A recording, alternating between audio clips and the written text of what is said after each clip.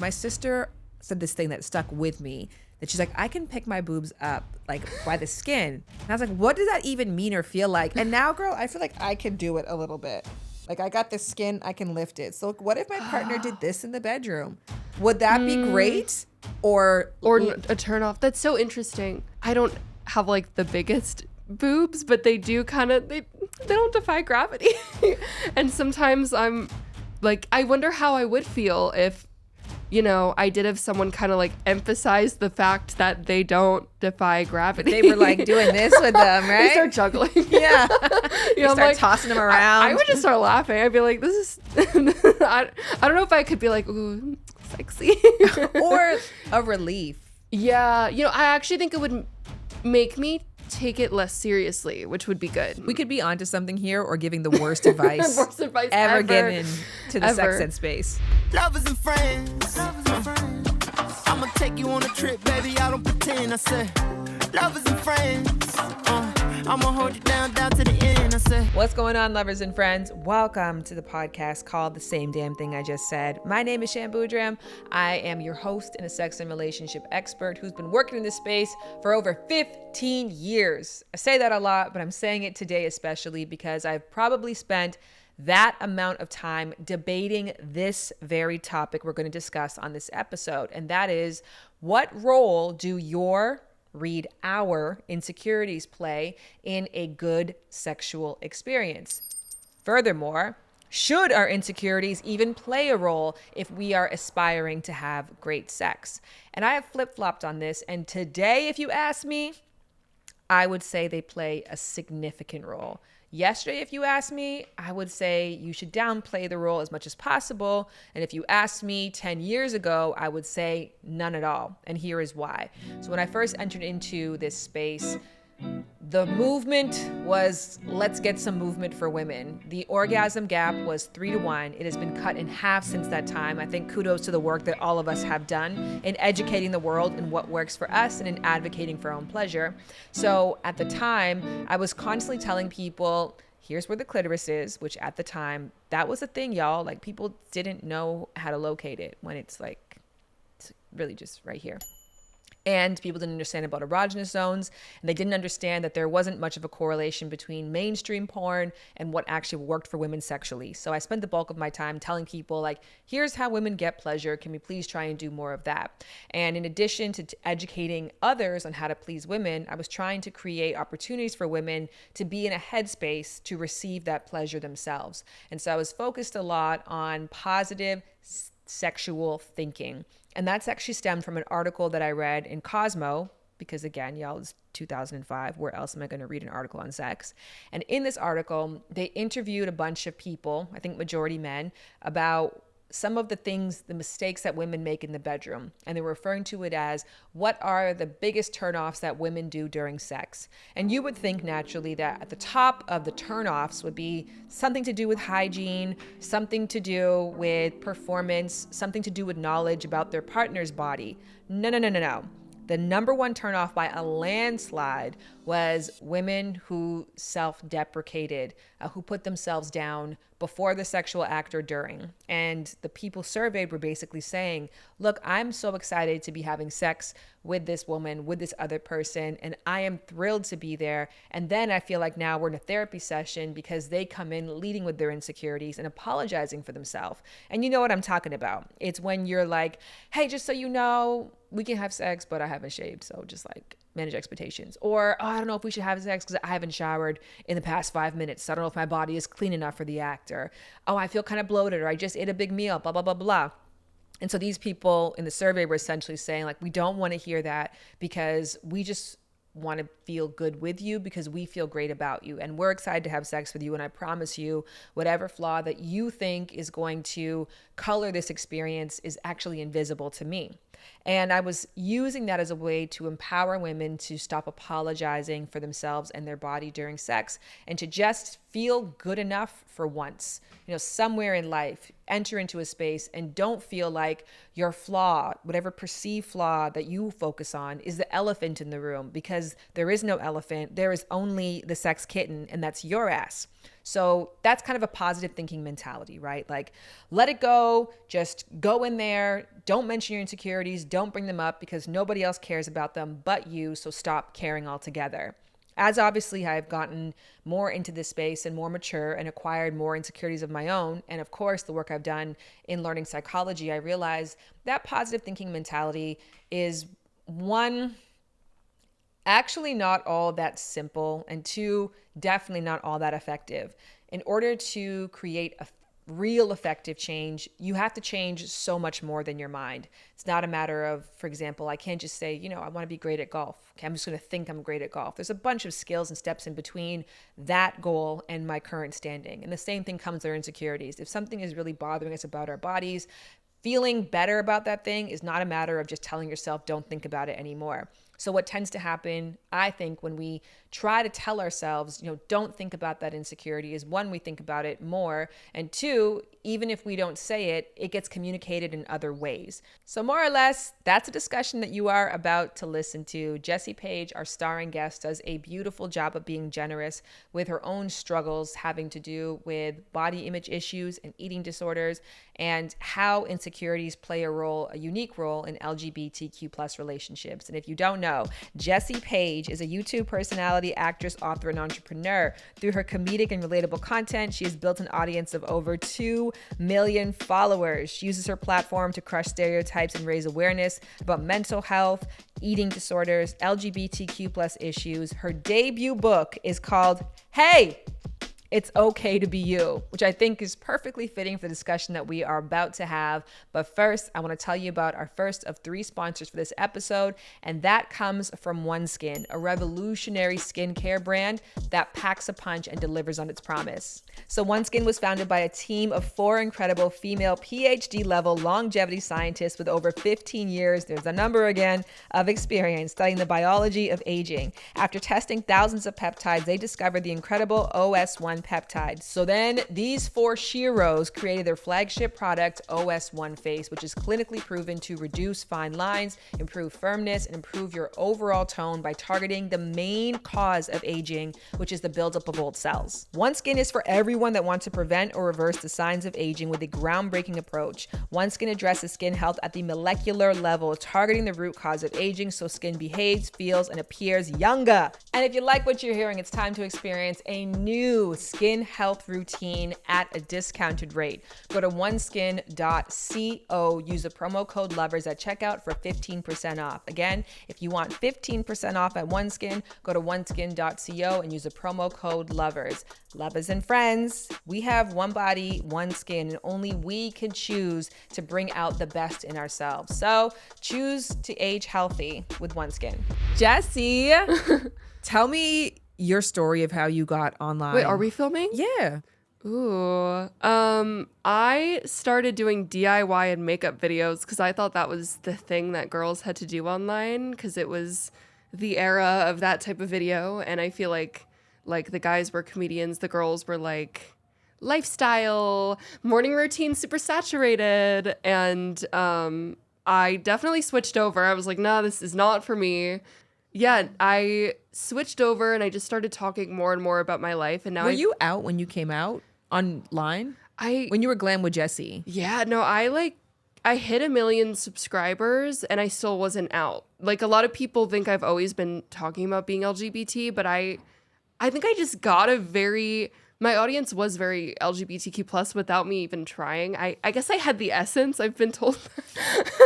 I saw TikTok the other day and someone was like, my 8-year-old self, when my favorite quotations closeted YouTuber comes out, and then the caption was like, Jessie Paege, I'm looking at you, and I was like, was it that obvious? That's too funny. Yeah, but I guess I just amassed that LGBT audience. It's kind of interesting though, because I feel like a lot of LGBTQ plus kids also find each other before coming out. Like, my 2 childhood best friends are also queer, so. Well, before you came out, how long did you know? I feel like a lot of people say, oh, I always knew I was queer, but I thought I was asexual for a really long time. For a lot of people that have specifically had anorexia, not everyone, because like everyone's situation's different. A lot of people have their whole reproductive system shut down because your body's like, well, if you had a baby, you probably wouldn't survive. And also it's trying to save energy. So I just like experienced nothing for years, like nothing, had no period for like 4 years, just didn't feel anything. I actually like started my sexual journey in life after I recovered. Like it's crazy. I like never even used a vibrator. Like I don't even think I could have gotten intimate with someone during that time. I think it would have not been good. I think my body was so delicate at that time. And in my head even, like I was so worried about everything and conscious of it all the time that I can't imagine like being romantic or intimate with someone during that time. That's why I'm curious about the before thing, because people I've spoken to in a couple books I've read about people who went through anorexia, it was usually because they wanted attention. And so I can think of one example where the person was like, I couldn't be the prettiest. I wasn't going to have the longest hair. I wasn't going to have the biggest butt. So I wanted to be the skinniest. Yeah. I wanted that to be the thing that made me stand out and more attractive to people.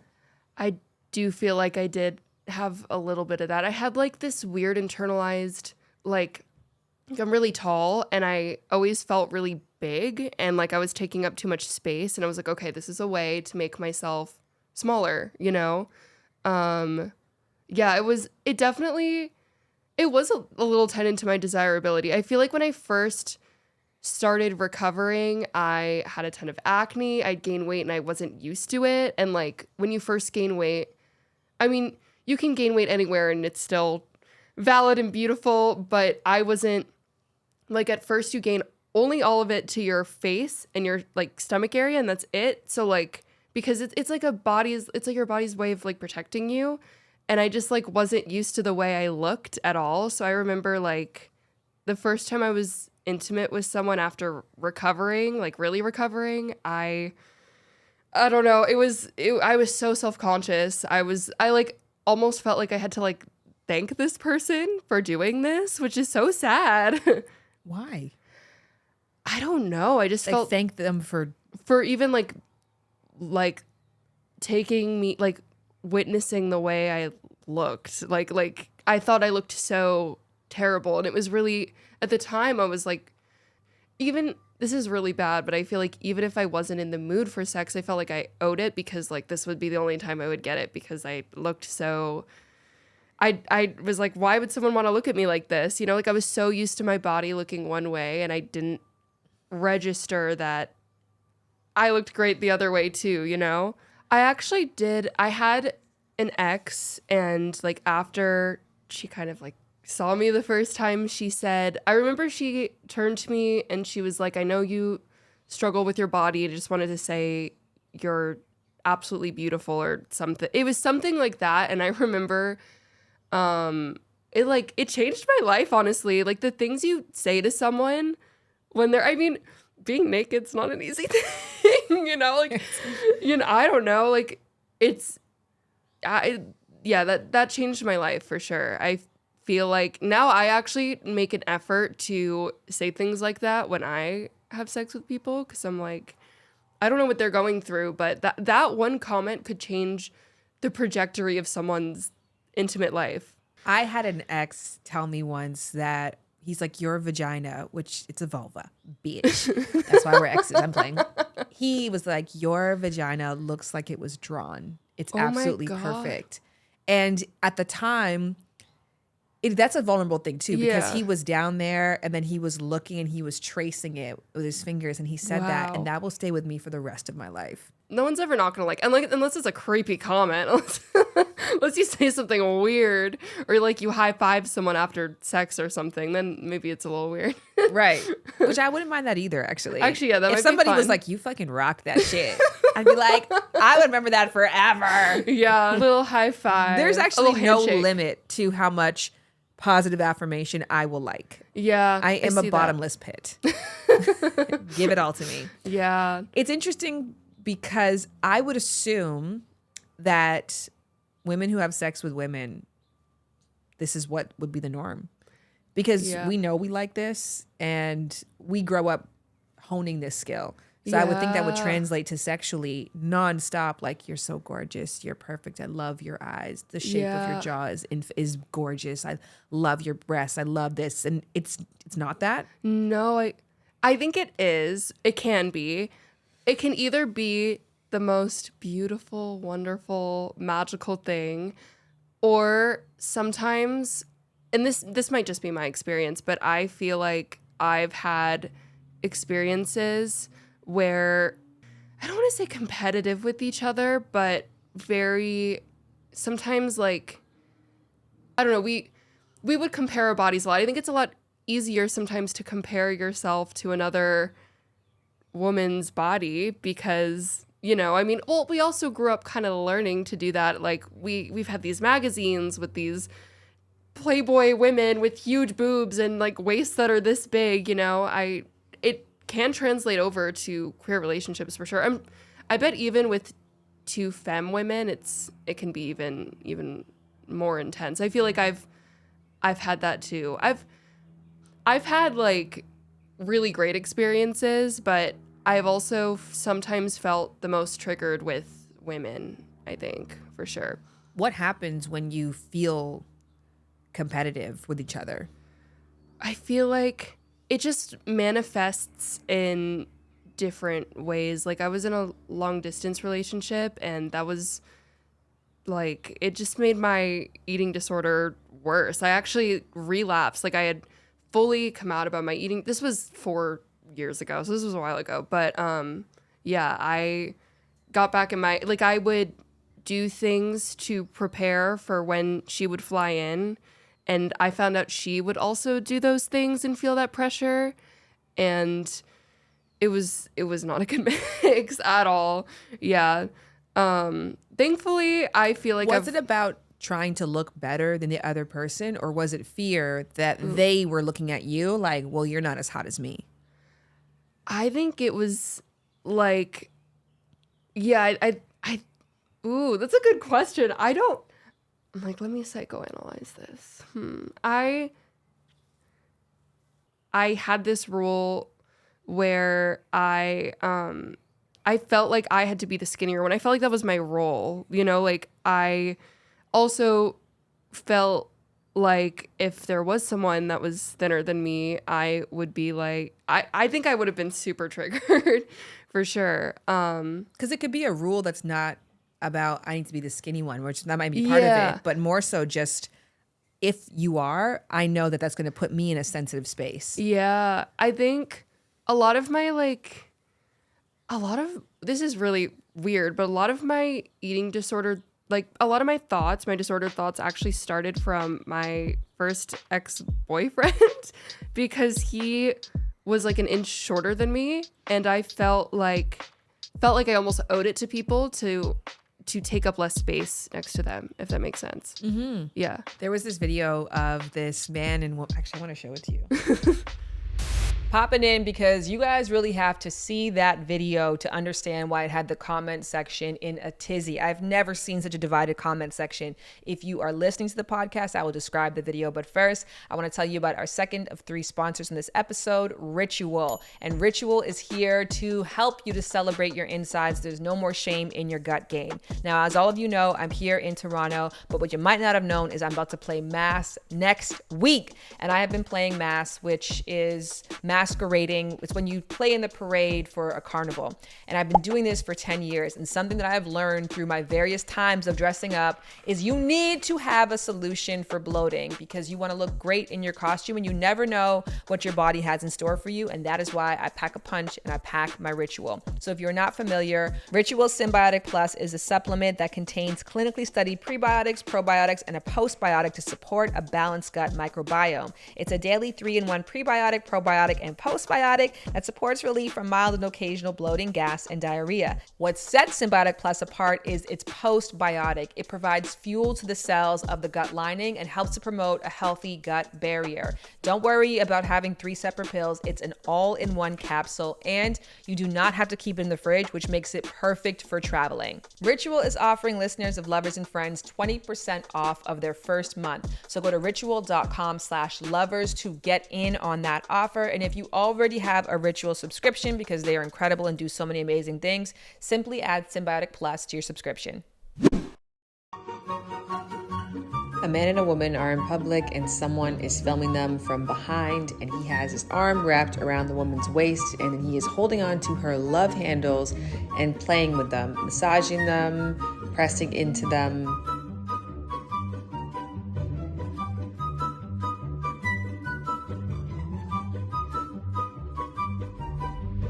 See, like, that's cute. Yeah, it's a little pouch. You keep your hand there. It's a love handle. Were people mad? A lot of people were mad. They were like, this is abusive. This is a way that he's controlling her. She's clearly fine with it. I love that so much. I gotta do that. That's like probably such a great way to like retrain your mind to love these parts of yourself. I don't know. That's cute. I think it is too, but there is that fine line though, because when people bring your faults to reality and like grab it or touch it or point it out, something about that can feel very betraying too. Especially after having babies, things like have changed. My sister said this thing that stuck with me, that she's like, I can pick my boobs up like by the skin. And I was like, what does that even mean or feel like? And now, girl, I feel like I can do it a little bit. Like I got the skin, I can lift it. So what if my partner did this in the bedroom? Would that be great? Or a turn off? That's so interesting. That actually is an insecurity of mine where like I don't have like the biggest boobs, but they do kind of, they don't defy gravity. And sometimes I don't know, when I take my bra, we were talking about having sex with no bra. I actually was thinking about it. I'm like, that actually, I don't even notice it, but that is an insecurity of mine. Like I do. Yeah. I wonder if I should, like, I wonder how I would feel if, you know, I did have someone kind of like emphasize the fact that they don't defy gravity. They were like doing this with them, right? They start juggling. Yeah. You know, start like, tossing them around. I would just start laughing. I'd be like, this is, I don't know if I could be like, ooh, sexy. Or a relief. Yeah. You know, I actually think it would make me take it less seriously, which would be good. My labia majora, the bigger lips, I think that they're not as supple, I guess. I think that the skin is just more worn. Mm-hmm. And so I'm like, what if somebody went down on me? It was like, yeah, and start airing them out. That might make you one, that probably would feel really nice. Actually, yeah. That little gust of air. And then 2, would I feel like that person is loving me and finding me attractive and playing with me. Yeah. Despite not. It's almost like using this thing that you think is like a downfall for you. It's like using it as your like an advantage. Like, this is something I have and it allows me to be able to do this during sex versus like other people might not be able to do it. Like, okay, like my boobs don't defy gravity, but like you wouldn't be able to do the juggling thing, for example, if with somebody who had these tight tits. High tight tits, exactly. Right. So like you can think of it as like I provide a new option, like a new way to have sex. I always say that when it comes to dicks, that when you got a small dick, you're like, great, let's do anal. So that's smart, yeah. Right, rather than like, oh. Yeah, like, oh, I bet that honestly ties in a lot to what we're saying, you know? Like, we could be onto something here or giving the worst advice, ever given to the sex ed space. What if my partner played with the thing that made me feel like I might not even want to have sex today? Because we always have those, like, if I haven't shaved. So that's a big thing for me. So oftentimes I'm prickly.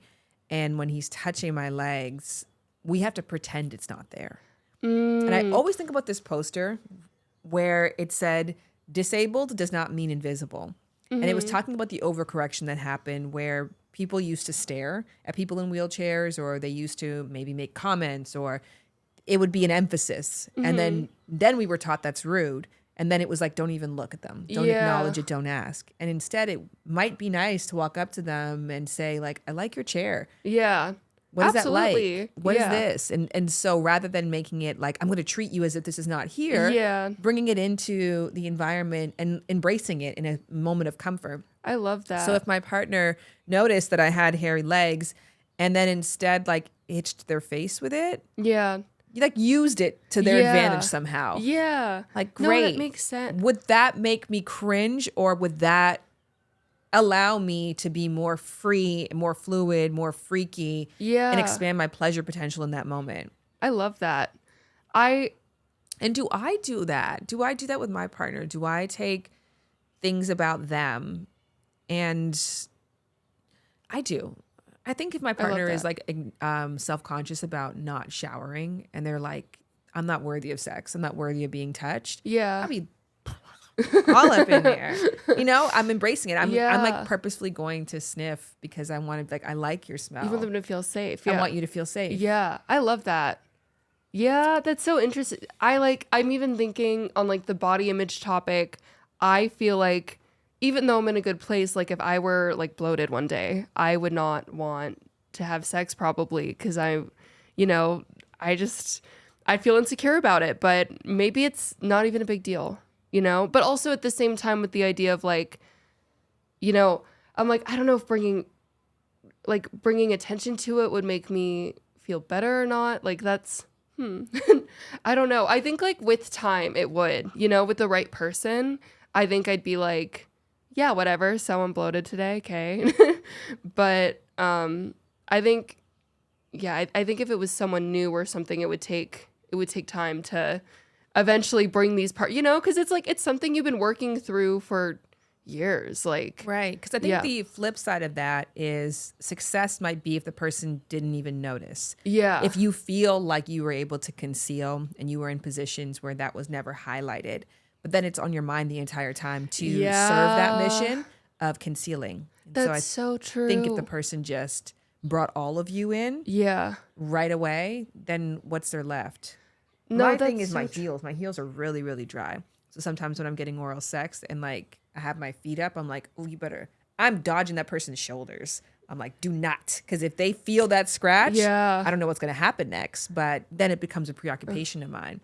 I also like, do you ever like like sometimes if I'm not like super well shaven, I'll apologize. Like one time I did that and this was also like I hooked up with a friend, so I feel like that made it a little better.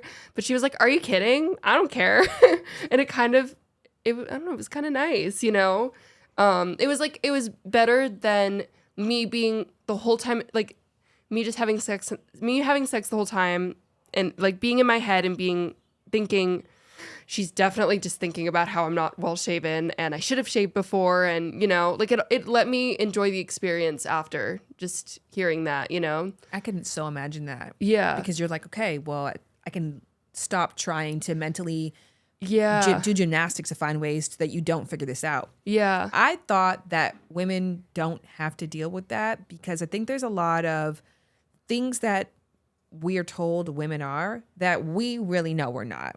Yeah. We're not hairless. Yeah. We are not soft skinned. We don't smell great all the time. No. We're not always Definitely delicate and feminine. The sounds we make are not always sensual and pretty and feminine. Sometimes they're gruff. So there's so much in the bedroom in heterosexual sex where you have to live up to the standard that almost is like based on a lie. Performance. Like every sound needs to sound perfectly feminine, and you need to be very delicate, and I could see that. But I would hope that when you're with a woman, it's you different. can be like, I'm hairy, I smell. I think so. I fart. Yeah, I feel like you can be a lot more like that. Like for example, like sometimes I like just like using a vibrator too and bringing that in, but I feel like with straight sex, sometimes they think it's a attack against them, when honestly it's like, no, this is just something like I use alone and I want to like share it with you, you know? So it's not, I don't know. I do feel like with women, you are a lot more open and like a little more like giggly. I actually didn't learn when I had sex with a woman first, and I realized the first time I had sex with like a cis straight guy, I was like, oh, like it's not normal sometimes for women to communicate during sex. Because when I had sex with a woman for the first time, like I was taught, like she was like, literally tell me go faster, go slower, like tell me exactly what to do. And I didn't realize that sometimes men take it personally. And also, I mean, I'm sure this can happen with women too. It can happen with anyone, but I didn't realize that is something that isn't always normalized. I thought communication was, it's like, how is anyone going to know what you want? I don't know. It's never an attack, I don't think. You know? Yeah. And I also love what you were saying too, that keeping that fantasy that when you're with a woman, all of a sudden, all of the side effects of patriarchy and misogyny just melt away. Because even if there is more acceptance, there is still those tropes that you have to live up to. Absolutely. Like, I've hooked up with like femme girls. I've also hooked up with like more mask women. And sometimes I had like a girl I dated that was mask, and she was shorter than me. And I talked about this another time, but she was very insecure about it. And I was like, we're literally queer. Like nothing we're doing is matching any type of like expectation for what a relationship should be. Like we're two women dating. Why does it matter if, because you're the masculine one, that I'm taller, I thought it was cute. So yeah, I've also had abusive relationships with women. Like they're completely they're people. I feel like a lot of people say this. They're always like, oh, I wish I was just a lesbian. And it's almost, it's insensitive, one, because being a part of the LGBTQ plus community is like a community with the history of oppression, like they're literally an oppressed community and a marginalized group. And two, you're also just assuming that like relationship issues and insecurity and all these things you can deal with don't happen in queer relationships just because there's two women, and that's definitely not true. I feel like I've had just as many issues with women as I haven't dated men in a long time, but when I dated men, I feel like I had just as many issues. Maybe like the only difference I saw, at least, and this is just maybe it was just the man, it was just the guy I was dating, but I feel like there were just as many issues, but they were less communicated. So like my first ex-boyfriend cheated on me, and it was because I hadn't had sex yet, and he was so terrified to have sex with me, and like he could have just said that, but he like always would just bring it up and get really scared and anxious about it, and he ended up cheating and not even telling me the truth. The girl called me that he cheated on me with a year after we broke up, and I was like, I don't know. Yeah, it could have all been communicated, but yeah, I feel like there can be issues in both types of relationships. There's obviously some great things, like the U-hauling stereotype. Even if you don't move in with the person, it's definitely true that you just form this intense emotional bond immediately. Like it does take longer to get closer to straight men. And even like I don't have a lot of straight guy friends. So with exes, I'm like, this is someone I could be best friends with. This is hard. I think that's sometimes why those relationships are harder, or those breakups are harder, like queer breakups, because they almost feel like a best friend too, versus sometimes like the guys I've dated, I'm like, we would not be friends if we weren't romantic together. Yeah, so I feel like you're almost losing a best friend too.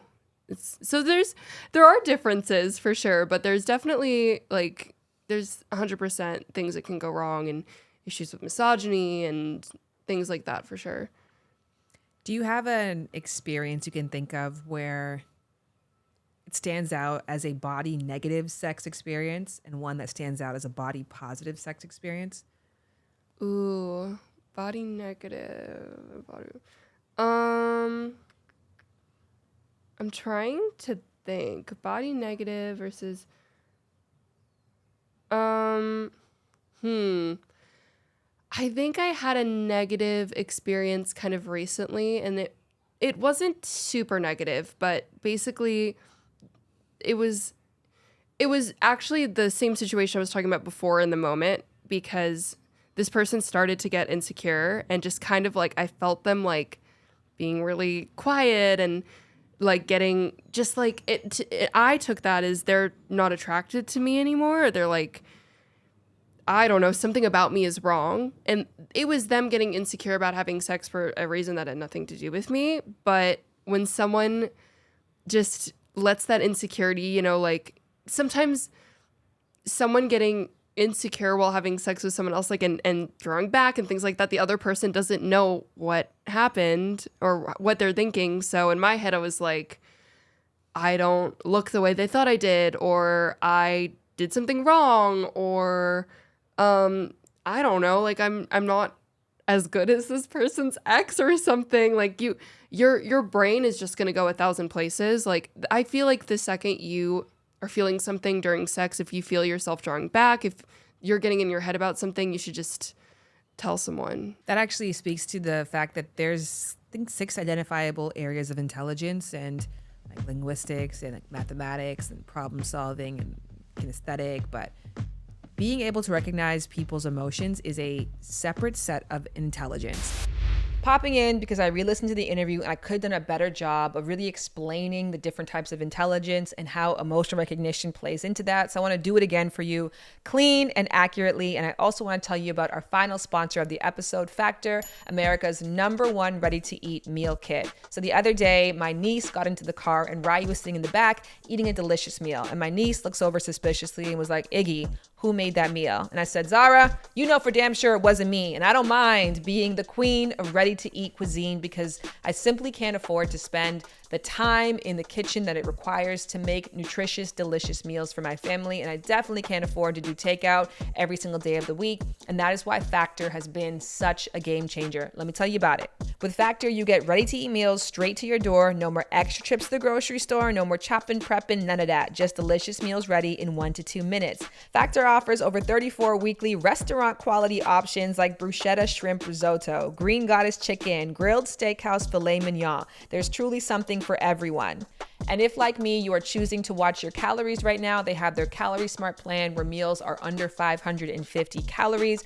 Also, if, like me, you need extra protein right now because your girl's breastfeeding, go for their Protein Plus option. I could go on, but go to the website and check it out for yourself. Go to factormeals.com/lovers50 because that's also how you'll get 50% off your first purchase. Again, that's factormeals.com/lovers50 for half off. Now, let's talk about intelligence. Howard Gardner's theory of multiple intelligence states that there's 8 different ways in which people can be geniuses. And those 8 ways are linguistic, logical, mathematical, spatial, bodily kinesthetic, musical, interpersonal, intrapersonal, and naturalist. I highly recommend that you read through the whole list and the definitions. It will give you a richer appreciation for the gifts of those around you, as well as it might highlight some of the gifts and some of the weaker areas that you have within yourself. And I want to talk about interpersonal genius because I think a lot of people take for granted how difficult it is to truly master the ability to understand the feelings, motivations, and actions of other people.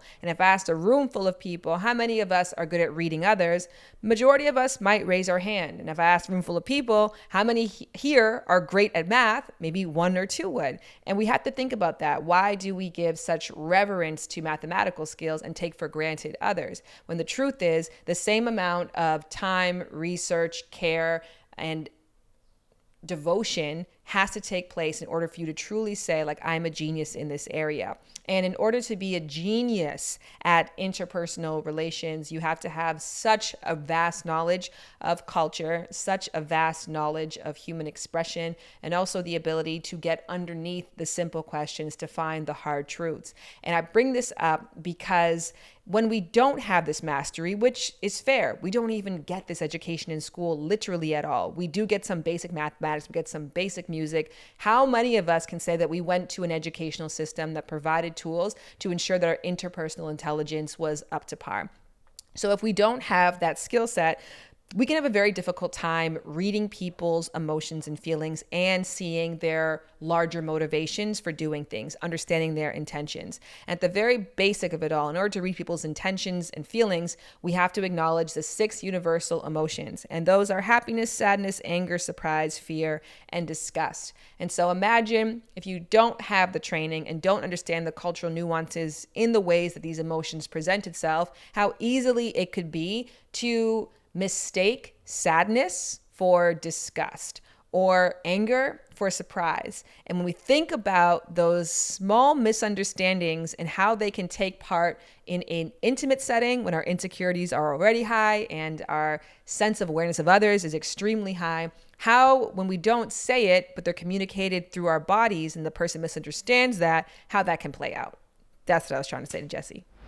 Like, I thought it was something, I didn't know her mind was in the past. Like, I thought it was something in the present that was making her like that. And I was the only one there with her. So I'm like, this has to do with me. I'm doing something wrong.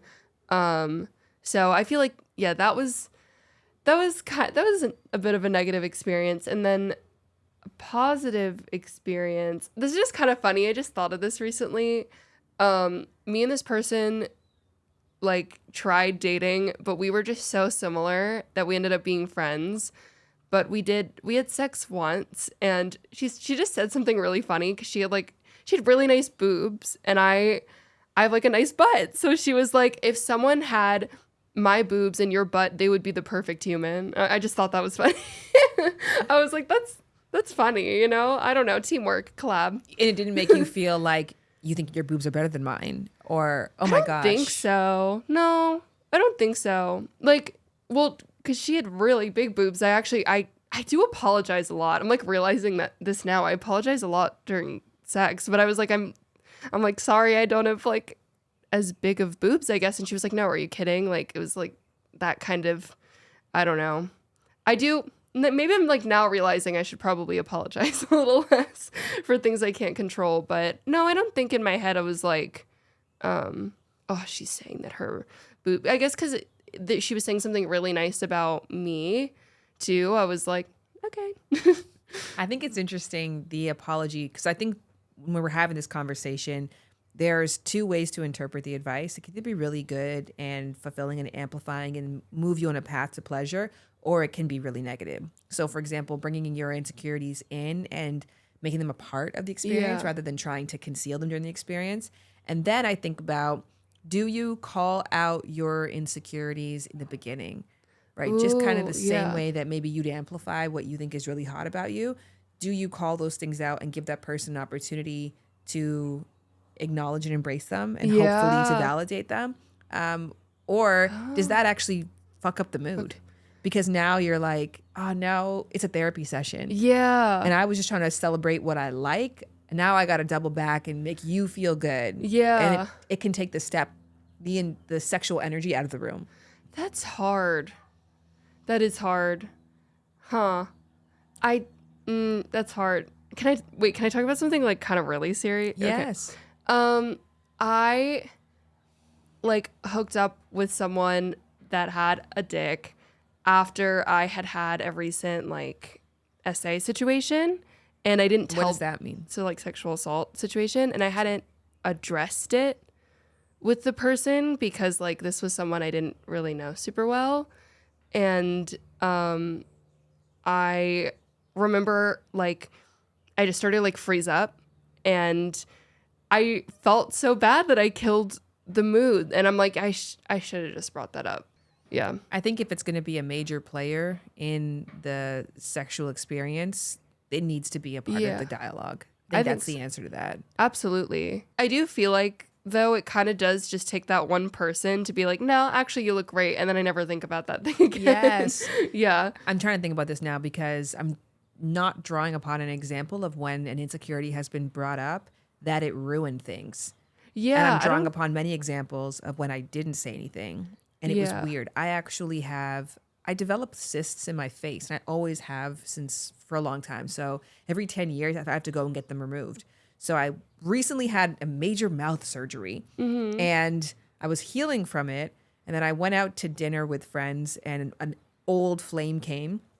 We never really hooked up before, but we had a really great vibe. And then afterwards, we went back to his place, and I'm like, I still have my stitches in. Yeah. But it was going somewhere, and I was also on my period. So I was like, I haven't had sex with him before, and I don't really want this to be our first time, but things are getting hot and heavy, but I have stitches.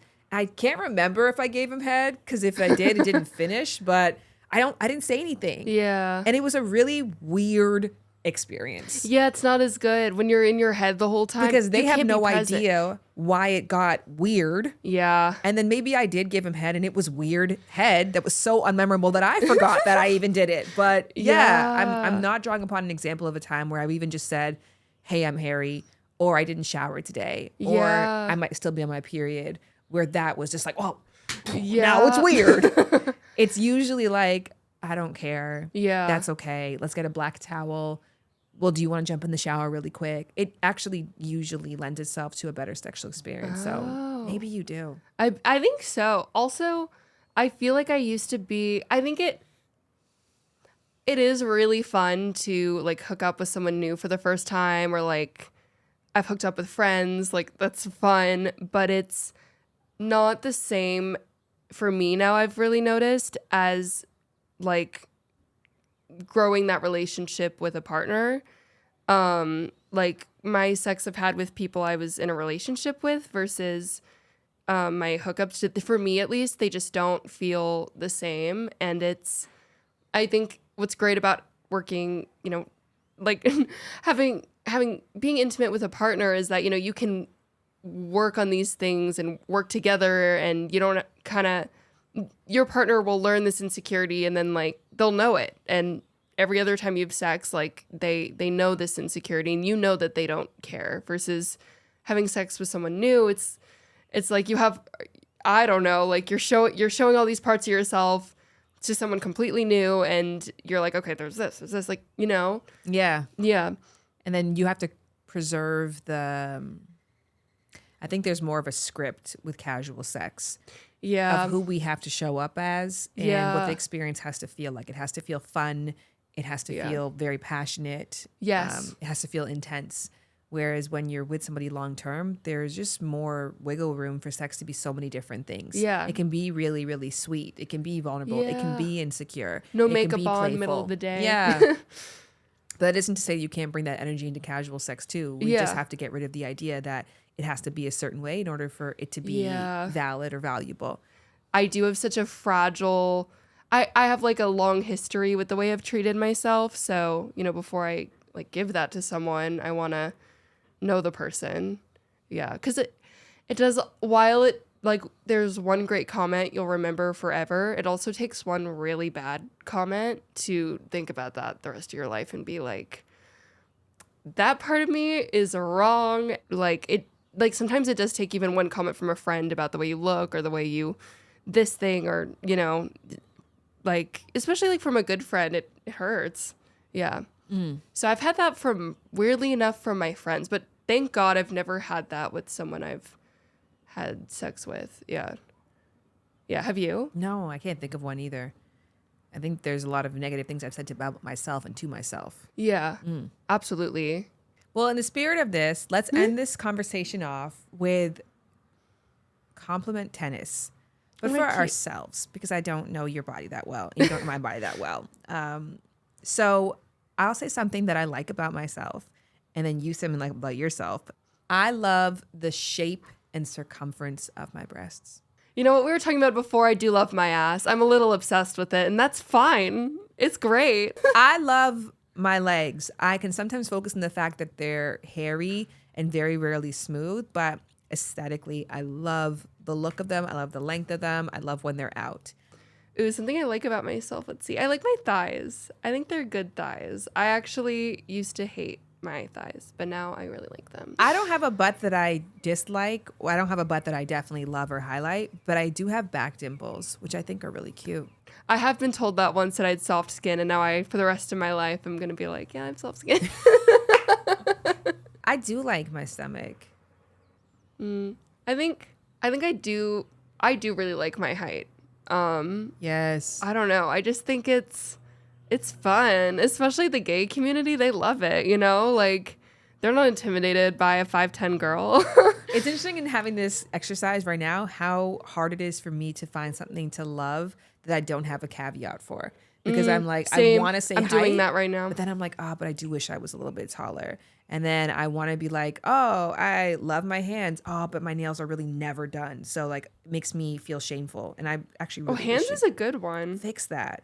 That's a thing that I've actually been really conscious of trying to fix. But now look at me, little monkey paws. Look what we're doing. I know. Yeah, it is definitely a thing, you know. Yeah. And I think I will end it with that because I do know it's difficult to give yourself that complete 100% love. And we're all just looking for that. So yeah. it's a good exercise for me to I love that. Oh my God, do you do this every episode? No, girl. Oh my obviously God, not. so for me. Thank you. Thank you so much, Jessie. Where can people find you? At Jessie Paege, JessiePaege.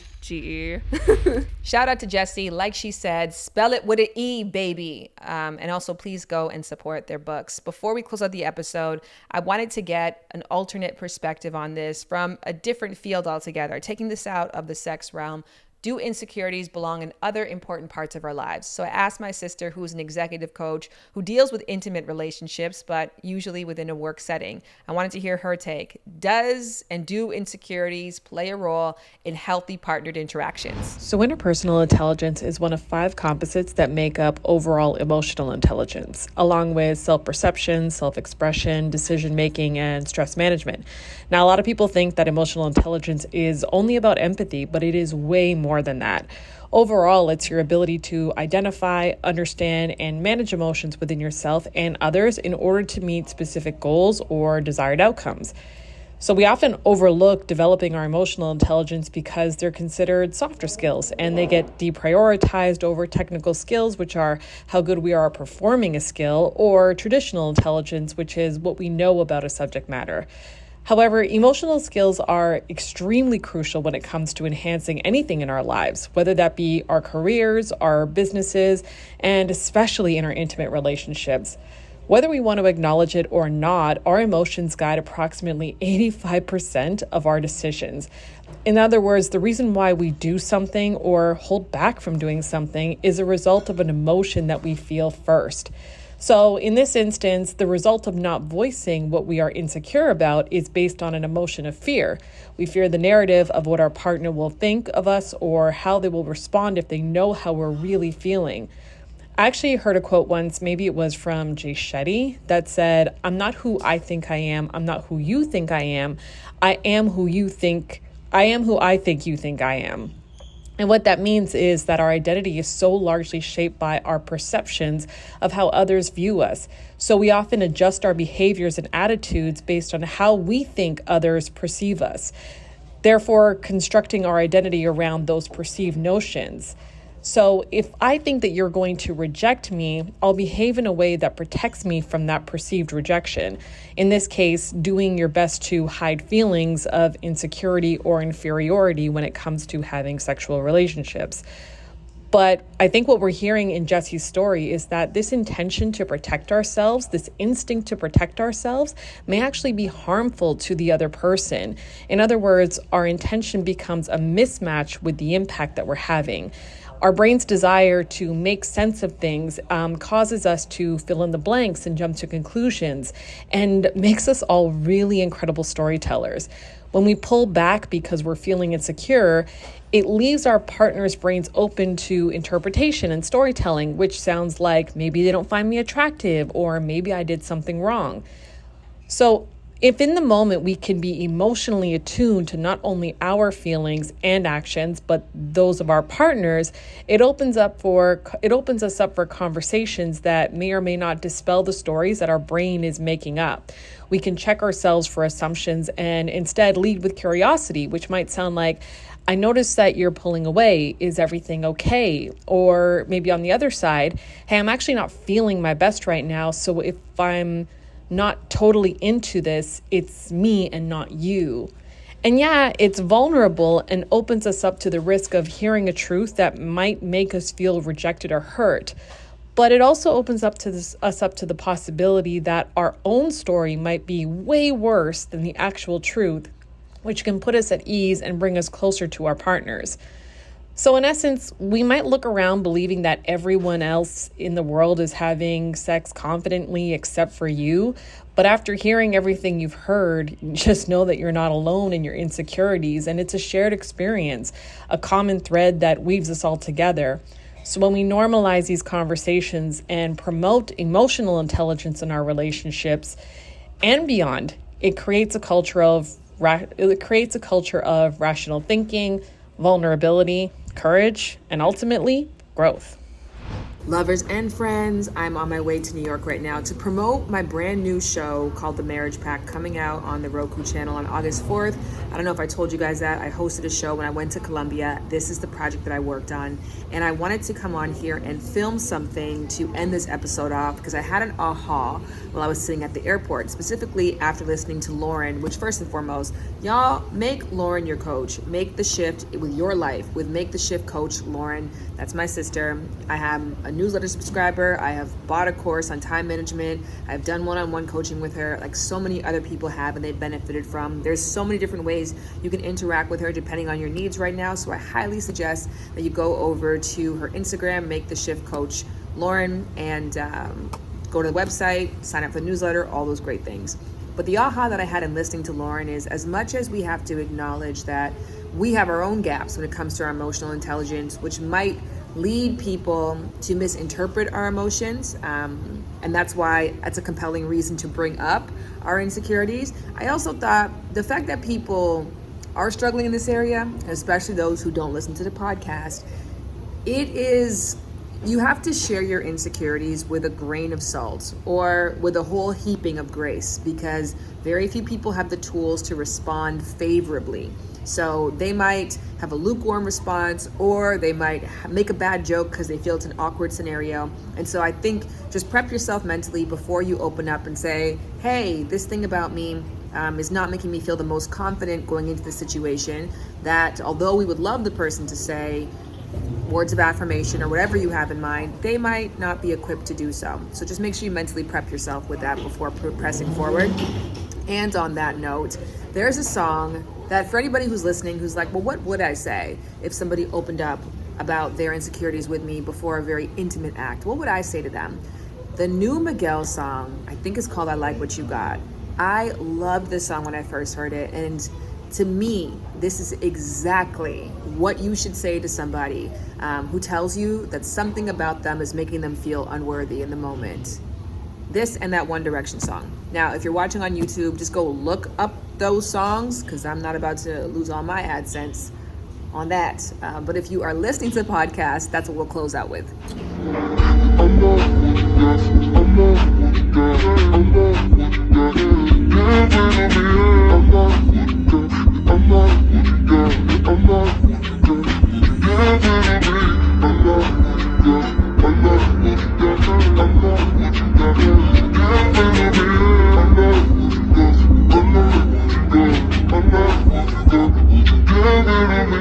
Lovers and Friends is executive produced by Shared Entertainment's Shambudram. It is produced by Boudram and Krizia Cruz with production support from 2S Entertainment's Adam Krasner and Brianna Barone. The Lovers and Friends theme song is produced by Sean Ross and performed by Jared Brady, who also does the scoring and engineering on our episodes. Lovers and Friends is powered by Audio Boom and made possible by our incredible sponsors, who you can show love to by reading our show notes.